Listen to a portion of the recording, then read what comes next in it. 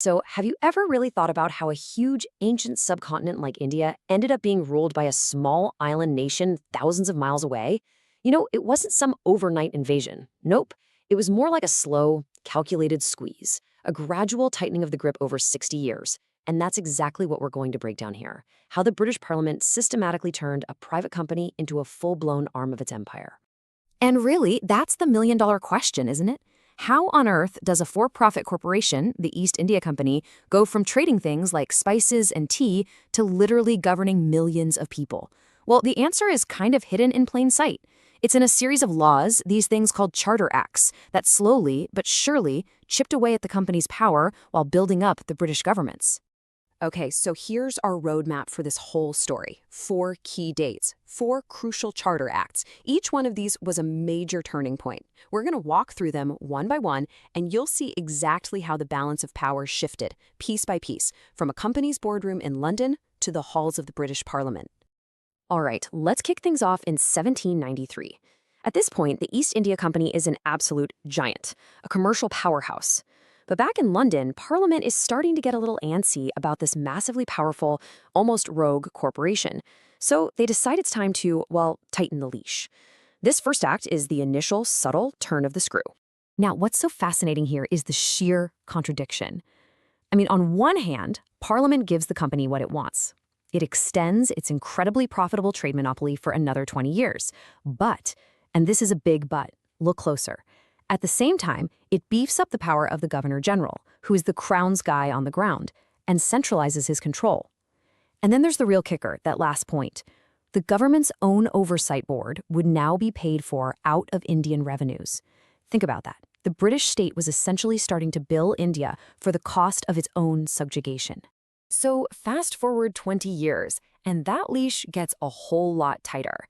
The Act of 1813 is a massive hit, right to the company's core business model. See, back in Britain, a new class of merchants was rising, and they were not happy that one single company had a chokehold on all trade with India. The pressure was on. And boom, this slide just lays it all out. The floodgates are thrown open. Now the company gets to hang on to its cash cows, the tea trade and the trade with China, but its exclusive grip on the massive Indian market, that's gone, shattered. For the very first time, any British merchant could sail to India and try to make their fortune. This was a complete game changer. But, the 1813 Act wasn't just about the money. It was a huge political statement. For the first time, Parliament puts it right there in black and white. Any land the company holds, any territory it controls in India, ultimately belongs to the British Crown. All that ambiguity about who was really in charge, gone. There was no more doubt. All right, on to 1833, and you guessed it, the squeeze tightens even more. This act is a big one. It's often called the final step towards centralization, and for a very good reason. This is the moment where the company's identity as a trading business is basically erased, and it's rewritten as a political one. So the old title, Governor General of Bengal, just wasn't going to cut it anymore. They create a brand new, much grander title, Governor General of India, and this wasn't just for show. This person now had supreme civil and military authority over all of British India. The first guy to get the job was Lord William Bentinck, and he effectively became the single most powerful ruler on the subcontinent. Now, this might seem like a really minor detail, just a change in words, but trust me, it's a huge deal. Before 1833, the laws being passed were called regulations. After 1833, they're called acts. That simple switch shows you everything you need to know. Lawmaking power was now fully centralized, formalized, and put in the hands of the Governor General, basically mirroring the authority of Parliament itself. And here it is, the knockout blow.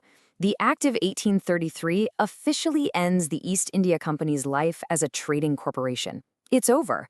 Its commercial operations are done. From this point on, it is purely an administrative body. It's a government in all but name, running India. This one quote from the Act just says it all, doesn't it?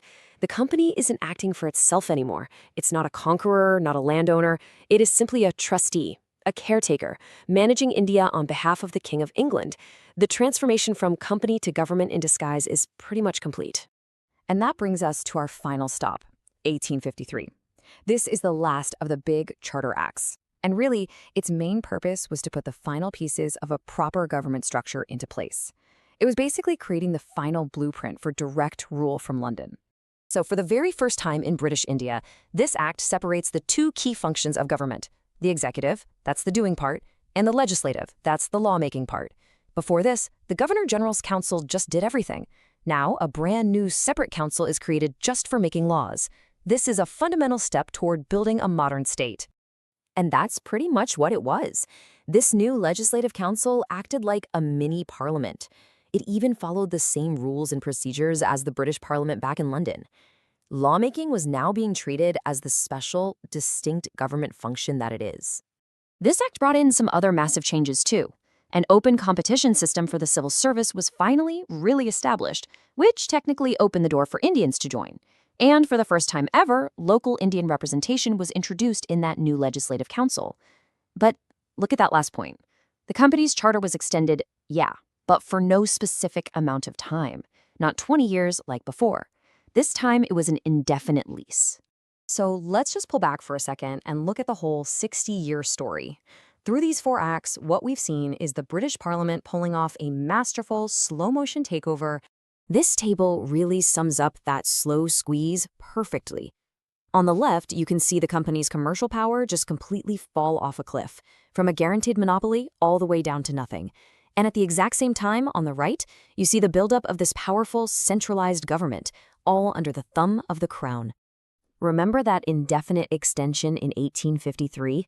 Well, it wasn't a vote of confidence. It was the total opposite. It was, as the source material says, a clear indication that the company's rule could be terminated at any time the Parliament liked. Basically, the company was now living on borrowed time, existing completely at the mercy of the British government. So there you have it. The legal and administrative machine for direct British rule was built. It was all in place.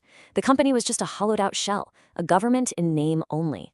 Basically just waiting for one final push. The stage was perfectly set. Which leaves us with one final massive question. What was going to be the trigger? What event would finally push Parliament to step in and take complete, direct, and official control?